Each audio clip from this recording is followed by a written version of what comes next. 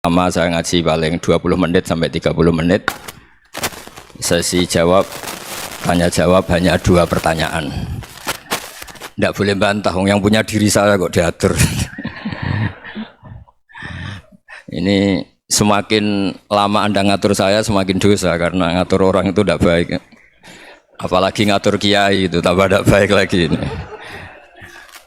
Iya toh, misalnya saya ke Jakarta nelpon Pak Martinus, Pak sini, ya belum mesti bisa. Jadi ya sama-sama gak mesti bisa kan. Tapi monggo lah kita cerita-cerita Islam, cerita-cerita beragama yang rileks. Kita semua tadi seperti yang dikatakan Kak Densus pernah disewani Mas Sufyan Sauri, juga beliau pernah ngaji. Sebetulnya dalam banyak hal-hal yang keseharian itu lebih prinsip ketimbang ide kita tentang hal-hal besar. Saya beri contoh, Allah itu Tuhan yang maha kuasa, yang menguasai alam raya ini. Kadang-kadang menjelaskan dirinya itu hanya alladzi at'amahum min ju'. Saya ini Tuhan yang memberi makan kamu saat Anda lapar, saat kalian lapar. Jadi untuk beriman kepada Tuhan yang Maha Esa, kepada Allah, kamu yakin yang memberi makan kamu itu Tuhan. Apapun kecewanya Anda terhadap tetangga, terhadap negara, terhadap mertua, terhadap istri, itu kecewa Anda tidak akan mati. Tapi kalau tidak makan itu mati. Sehingga Allah mensifati dirinya kadang pakai keseharian. Alladzi at'amahum min ju'. Tuhan itu siapa? Yang memberi makan kamu ketika lapar. Tapi kamu untuk syukur itu nunggu punya istri cantik, neriman, gampang diatur, membolehkan poligami. Terus 4 istri itu neriman semua, loyal semua. Itu sombong betul. Mau syukur saja kok repotnya seperti itu. Jadi mau syukur ya ada makanan dimakan. Itu. Kalau ngantuk ya tidur. Ayatnya wa min ayatihi manamukum billaili wan nahar. Maksud ayat Allah itu tidur. Nah, keangkuhan-keangkuhan ini yang menjadikan kita itu jadi repot hidup. Wong untuk syukur kok nunggu tadi. Mertua baik, tetangga baik, istri baik. Apa saja di sekelilingnya harus baik. Nah, keinginan berlebihan ini menjadikan kita lupa ada hal-hal yang paling kita butuhkan, yaitu oksigen. Kita boleh nempat di buminya Allah. Alladzi ja'ala lakumul ardo firasya. Bumi kamu tempati enak. Coba kalau gempa. Apa artinya istri 4 cantik semua kalau pas digoyang apa? Gempa. Apa artinya kamu jabat? Entah apa saja jabatannya. Kalau bumi likuifaksi, habis kamu. Kiai meskipun dai kondang umatnya jutaan, kalau likuifaksi di panggung hancur. Tapi nikmat-nikmat yang disebut Allah seperti ini kita kaji keseharian. Alladzi ja'ala lakumul ardo mahda. Allah itu yang menjadikan bumi dalulan, yang mudah diinjak. Famshu fi mana biya, silahkan pakai jalan-jalan. Jadi saya termasuk benar-benar kiai Jawa. Kalau kerennya kiai Nusantara atau kiai Indonesia lah. Diajari bapak saya Kiai Haji Nur Salim, diajari Mbah Maimun. Itu Islam itu keseharian. Karena ketika Anda memilih hal-hal yang serius, itu tujuan utamanya nyari ridhonya Allah. Dan ridhonya Allah bisa kamu dapatkan sesuatu yang pasti benar. Misalnya dalam sebuah hadis Sahih Muslim disebutkan, Innallaha la yardha 'anil 'abdi idza akalal akla fayahmadahu 'alaiha aw yashraba syarba fayahmadahu 'alaiha. Itu redaksinya inna itu sesungguhnya. La yardha juga pakai lam taukid, juga maknanya sesungguhnya. Sungguh-sungguh Allah sangat ridho ketika seorang hamba itu makan ketika sesuap nasi dia muji Allah, ketika minum seteguk nasi dia muji Allah. Itu kalau orang diridhoni Allah itu wali betul. Itu untuk jadi wali itu gampang. Kamu makan ridho, kamu nginjak buminya Allah ridho, seneng, kamu hidup keseharian aman, seneng. Nah, ini supaya sampean kita semua ngaji betapa panduan Rasulullah untuk menggapai ridho Allah itu banyak yang keseharian sekali. Saking kesehariannya banyak dalam hadis dan itu sahih. Nabi menyebut hal-hal yang keseharian. Hatta ma tas'alu fi imra'atika. Kamu punya uang kemudian istri kamu bisa makan, itu ibadah. Bahkan sebagian ibadah itu dicontohkan Nabi yang akhirnya diprotes sahabat. Yaitu wafi buti ahadikum sodakoh, kamu menggauli istri kamu itu ya sodakoh. Sampai sahabat bilang yang benar ya Rasulullah. Ayati ahaduna syahwatahu wa huwa lahu ajrun. Masa urusan biologis, urusan syahwat kemudian dia dapat pahala. Nabi menjawab, "Ali salawadu'aha fi haramin akana alaihi wisrun." Bagaimana kalau dia meletakkan ke yang tidak benar, itu kan dosa. Nah, hal-hal seperti ini yang saya ingin teman-teman semua lah, semua. Saya juga agak ingin ngaji demi Anda juga agak ingin. Itu dosa sekali ngaji kok pesanan kelompok tertentu itu enggak boleh. Islam itu untuk semua. Jadi ya cuma karena di depan saya jenengan ya seakan-akan jenengan korbannya. Itu ada ilmunya dalam usul fikih itu. Jadi orang itu harus ngaji usul fikih. Nama yang disebut, mungkin Mas Sufyan masih ingat zaman ngaji usul fikih. Nama yang disebut itu tidak jaminan sebagai prioritas perintah. Jadi misalnya gini, kebetulan yang di depan Nabi itu Abu Dzar. Nabi ya bilang, ya Abu Dzarin ini uhibbuka misalnya, atau ya Mu'ad ini muhibbuka, atau ya Abu Hurairah ini uhibbuka misalnya. Banyaklah riwayat yang Nabi nyebut ya Abu Dzarin, ya Mu'ad, ya Abu Hurairah. Kemudian misalnya Nabi meneruskan khitab, ini uhibbuka, saya mencintai kamu, fakul dubur sholatin, atau sebagian riwayat disebut fala tada'anna dubura kulli sholatin, Allahumma inni ala dzikrika wa syukrika wa husni ibadatik. Saya mencintai kamu, siapa saja. Mu'ad bisa, Abu Dzar bisa siapa? Saya mencintai kamu, mohon kalau habis sholat kamu jangan lupa wiridan Allahumma a'inni ala dzikrika wa syukrika wa husni ibadatik. Ya Allah, tolong kami permudah supaya mudah ingat engkau. Anda tidak bisa mentang-mentang, wong nama saya Parmin, nama saya Purnomo, itu yang diperintahkan Mu'ad misalnya. Jadi yang disebut satu, tapi khitab itu untuk siapa saja. Saya teruskan ya. Jadi saya mohon semua kita melakukan kebaikan itu, kalau dalam kaidah fikih disebut al yakin la yuzalu bisyak. Banyak kebaikan yang kebenarannya itu 100%. Tidak punya efek samping ke pihak lain, ke kelompok lain, ke komunitas lain. Yaitu tadi misalnya Anda makan dan itu murah sekali, hanya butuh satu piring. Setiap kunyahan kamu muji Allah, setiap minum kamu muji Allah. Itu redaksinya Rasulullah SAW disebut Allah sangat ridho ketika seorang hamba makan, kemudian dia memuji Allah, atau minum kemudian dia muji Allah. Logikanya gampang. Negara seperti ini yang kamu harapkan bentuknya kayak apa, mertua, ipar, komunitas, tetangga, itu nyata terjadi itu kan belum pasti. Sementara yang mesti terjadi adalah kamu butuh makan, kalau tidak mati. Butuh minum, kalau tidak mati. Butuh bumi yang nyaman ditempati, kalau tidak kita juga mati. Sebab itu Allah kalau menyebut nikmatnya itu hal-hal yang keseharian. Alladzi at'amahum min ju'. Allah itu siapa? Allah itu yang menciptakan kamu bisa makan. Tidak berlebihan. Allah itu yang menciptakan kondisi sosial itu ideal. Zaman Nabi itu ya ada orang munafik. Orang-orang pilihan Allah itu juga diuji orang sekelilingnya yang macam-macam. Semua diuji sesuai konteks zaman dan waktu. Nah, tapi ada ibadah-ibadah yang selalu disarankan Nabi. Sampai Nabi itu pernah ditanya, ayul Islam ya khairun ya Rasulullah, Islam terbaik itu gimana? Jawaban Nabi itu unik. It'amut to'am. Islam terbaik itu ya makan-makan, yang santai-santai. Ketika Allah menyebut beberapa kebaikan, falak tahamal aqobah wa ma adrokan Allah mal aqobah. Terusannya apa? Fakku rokobah. Terusannya apa? Au it'amun fi yaumin di masubaya. Itu acara makan-makan itu juga Islam. Kenapa? Ya bayangkan kalau tidak ada makanan kita mati kan? Kondisi sosial tidak ideal tuh Anda masih gak apa-apa. Tapi kalau Anda tidak makan, Anda tidak minum, kamu punya istri cerewet masih bisa hidup, punya mertua cerewet masih bisa hidup. Tapi kalau tidak makan bisa mati. Berarti penting mana istri sama makan? Penting mana? Makan. Semoga istri Anda dengar, nanti kamu disuruh makan tapi pulang deh. Itu kalau dibahasakan makan masih memahami. Penting mana nasi satu piring dengan istri. Enggak ada nasi mati, enggak ada istri belum mati. Penting mana? Gak berani jawab kan? Nah, ternyata Anda ada garang kan di depan istri. Jadi saya mohonlah, mungkin Mas Sufyan Sauri tadi yang bisa bantulah. Teman-teman tuh ngaji yang keseharian saja.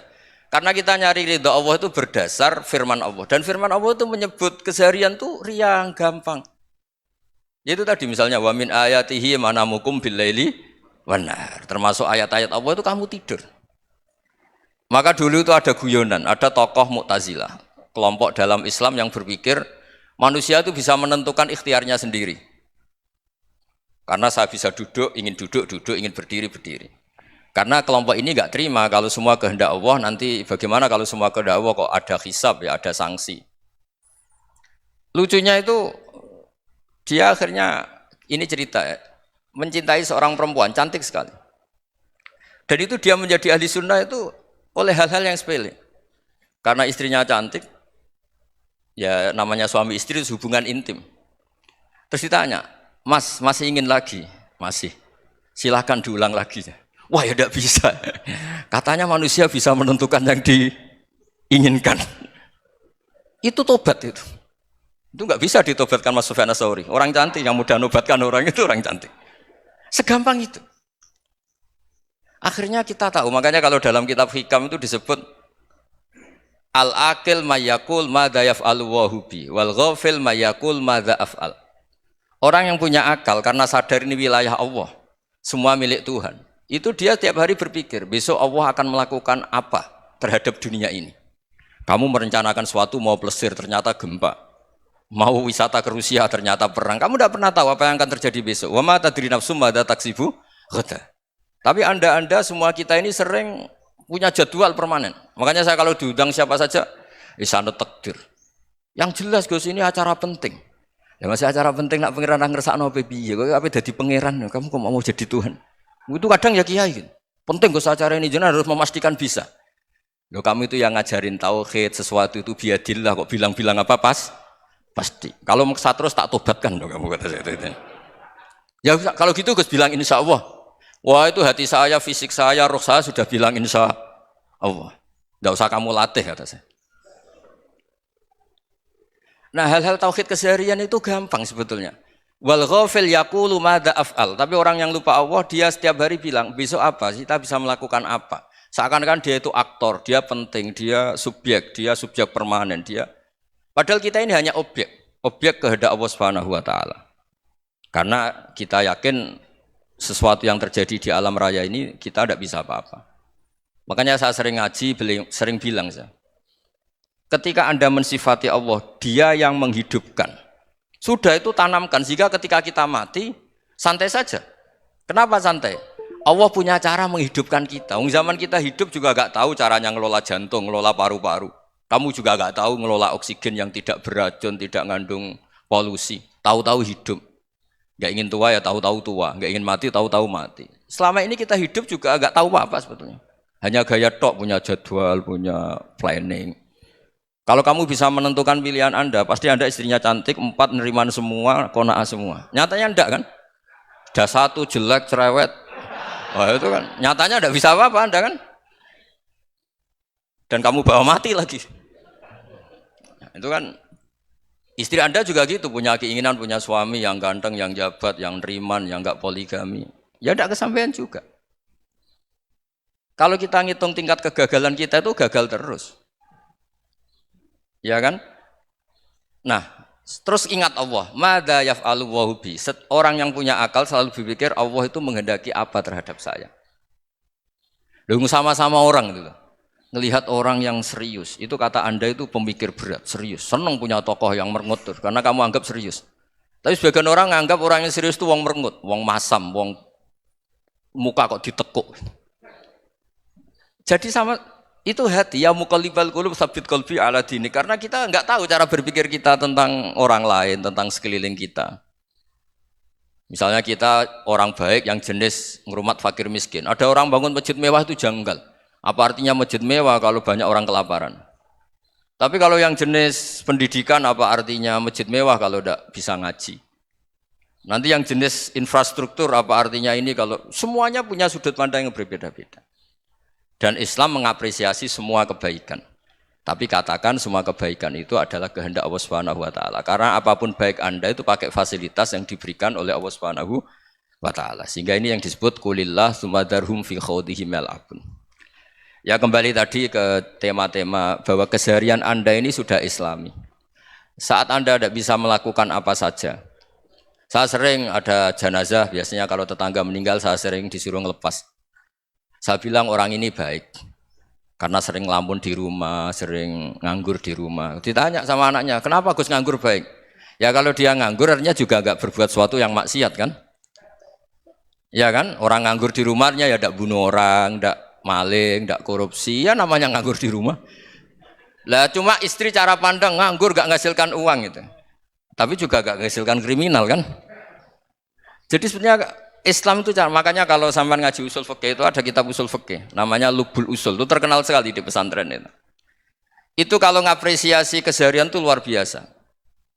Izma min mubahin illa wa yatahaqqaqu bihi tarku haramimma. Karena keseharian yang mubah saat Anda lakukan itu ada kehebatan yang luar biasa, yaitu meninggalkan haram. Makanya dulu banyak orang-orang alim ketemu temannya itu guyon sampai semalaman. Itu biasanya yang semangat Islam itu kiai kok udah tahajud, kiai kok udah witir. Orang yang sedang mapan uangnya banyak, malam itu udah kelayaban itu sudah luar biasa. Melawan nafsu supaya tidak maksiat itu sudah luar biasa. Supaya lupa guyon sama temannya semalaman sampai subuh. Gejolok-gejolokan ngenang zaman miskin, zaman kuliah gak jelas, zaman apa. Melihatnya jangan tarkut tahajud. Seperti ini meninggalkan tahajud, tapi meninggalkannya ini talkul muharramat. Jadi kayak apa hebatnya? Sehingga Imam Ghazali punya riwayat yang agak unik. Hatta takuna ibadatu akhiri hadil ummah iku an-naum. Sehingga suatu saat ibadah terbaik umat ini itu tidur. Itu kan riwayat kontroversi. Ketika Imam Ghazali ditanya, kenapa iya? Kenapa kamu mulai keluar dari rumah itu sudah banyak maksiat? Melihat perempuan yang enggak mahram, melihat fenomena. Tapi kalau kamu tidur itu enggak melihat apa-apa. Tapi juga kamu jangan nganggap tidur itu ibadah betul. Saatnya melakukan fardu ain malah masih tidur.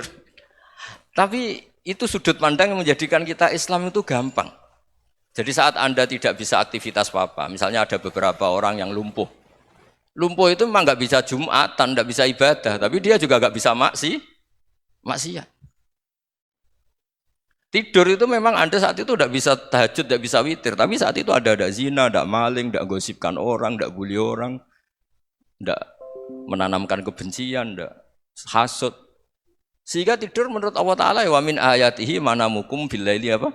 Wan-nahar. Karena di tidur itu selain ada unsur istirahat, jaga kestamina, juga ada unsur meninggalkan beberapa keburukan. Nah saya mohon ibadah yang keseharian ini kita jaga. Supaya kita semua baca ayat itu fasih. Fasih itu tertanam di hati. Allah itu siapa? Alladzi at'amahum min ju'i wa amanahum min khauf. Dan Allah kalau cerita di Quran itu anna subabnal ma'a subba thumma syaqqaqnal ardha wa syaqqa fa ambatna fiha habba wa inaba wa qadba wa zaituna wa nakhla wa hada'iqa hulba. Kamu tahu saya ini siapa kata Allah? Saya ini adalah Tuhan yang menurunkan air, kemudian ada tanaman banyak. Habba wa inaba wa qadba, ada zaitun, ada tin, kalau orang Jawa mungkin ada tela, ada padi, ada mangga, ada pisang. Sudah. Wa inaba wa zaituna wa nakhla wa hada'iqa hulba, ada perkebunan yang lebat. Tujuannya apa? Mata Allahkum, silahkan kamu pakai, kamu nikmati. Tapi karena kadang kita ini punya ide-ide besar. Tadi untuk syukur saja nunggu punya istri riman, rumah baik, tetangga baik, komunitas baik, semuanya baik baru syukur. Lama-lama nanti ada di surga, syukurnya nunggu surga paling kelas A. Itu sudah ada yang menghuni Rasulullah, kamu nggak boleh di situ. Masa untuk syukur saja? Repotnya Masya Allah. Jadi mohonlah Quran yang kalau Anda hafalkan juz amma itu kan ada ayat-ayat yang kayak tadi. Ya, fal yang dzuril insanu ila ta'ami. Coba lihat apa yang kamu makan ya? Dari mana? Dan untuk mempertahankan hidup kamu keseharian. Jadi jangan kira ibadah itu harus membentuk komunitas yang versi Anda. Ibadah itu harus hal yang mulu-mulu. Kesehariannya Anda alami. Loh ini saya tidak bikin-bikin. Saya ngaji bukan karena berdasar pesanan. Itu ayat yang saya baca kan betul ada ayatnya kan. Fal yang dzuril insanu ila ta'ami. Anna sobabnal ma'a sobba. Thumma syaqqaqnal ardo syaqqa. Fa'ambasna fiha habba wa inabau wa qadba. Wa zaituna wa nakhla wa hada'iqa khulba. Terusannya apa? Mata'al lakum. Silakan kamu nikmati. Mata itu silakan kamu nikmati. Ya kayak sampean dikasih hidangan ya makan. Ya sudah makan. Habis makan ya minum. Habis itu ngantuk ya tidur. Ya sudah normal-normal saja. Kayak apa indahnya Islam? Tapi Anda mencari Islam yang gimana lagi? Nah itu yang diajarkan guru-guru kita, diajarkan sanad kita sampai Wali Songo, sampai Rasulullah SAW. Bahwa pada akhirnya ada jihad, ada perang. Itu dulu memang perang, bukan membunuh. Beda. Dulu kita dijajah Belanda ya perang dan itu normal karena kita dijajah. Jadi ketika orang lain ingin baik sama kita, wa in ahadum minal musyrikin astajaroka ya fajirhu hatta yasma'a kalam Allah. Kalau mereka ingin baik ya kita baik. Makanya ada istilah mustakman, muahad. Kalau mereka ingin damai, berdampingan dengan kemajmukan ya itu yang lebih baik. Karena memang Islam menghormati proses perdamaian. Wa in janahu nawa lisalmi ya fajnah lah. Kalau ingin damai ya kita harus damai. Jadi andai kan dulu Belanda datang ke Indonesia kok minta besanan gitu. Ya mungkin kita juga seneng karena memperbaiki hidung kan kalau minta besanan gitu. Nah tapi wong jajah dulu itu kan masalah kan? Apa? Masalah kan? Jadi saya mohon jadi apa? Saya tadi minta sama Bapak Kadensus kemarin juga pernah main ke saya. Jangan sering ketemu saya ini sudah uzlah, saya ini sudah mau daftar jadi resi. Saya itu kemarin di muktamar juga agak datang, acara di Jogja juga sudah. Karena memang keluarga saya dulu itu bahasa ya, bapaknya bapak saya itu enggak keluar rumah itu puluhan tahun. Memang punya adat uzlah. Ya makanya ngaji saya ngaji aja yang gampang-gampang aja, yang enggak orderan, enggak pesenan ngaji aja dulu yang gampang. Saya ikhlas, yakin betul saya ikhlas. Ikhlas itu menurut saya itu roh. Orang enggak ikhlas menurut saya itu orang aneh. Ikhlas itu gampang, sudah saya bilang. Kalau kamu yakin ilmu itu milik Allah, ngasihkan juga ikhlas itu milik Allah. Apa sih yang kamu punyai sehingga kamu tidak ikhlas? Uang milik Allah, energi kita milik Allah, bumi milik Allah. Kemudian kamu merasa memiliki. Merasa memiliki itu kalau dalam ilmu tasawuf sudah kesalahan kan. Bagaimana Anda punya? Coba tahu-tahu tanah itu kok milik Anda. Karena saya beli, saya beli dari orang, dari Zaid. Padahal yang asli punya itu Allah. Apa benar kamu pernah beli sama Allah? Zaid ini pemilik nisbi, pemilik yang enggak sebenarnya kan? Ya enggak? Yang benar-benar pemilik itu Allah. Kok kamu ngerasa itu bumi kamu itu atas nama apa? Coba. Milik kan harus beli atau dikasih. Enggak semua kan? Nah, makanya terus famshu fi manakibiha dan Allah menyebutnya, sudah saya ini yang menciptakan bumi. Waladzi ja'ala lakumul arda dalulan. Dan Allah menyebutnya sederhana, famshu fi manakibiha, silakan jalan-jalan. Terusannya apa? Wakulu mirizki, silahkan makan-makan. Jadi Islam itu ya makanya kiai-kiai itu ada acara makan, sampai ada guyonan fikuli makanin makan di setiap tempat ya makan. Nggih ngoten guys, pokoknya sing gampang-gampang mawon nggih. Nggih Mas Sufyan nggih sing gampang-gampang mawon nggih. Assalamualaikum warahmatullahi wabarakatuh.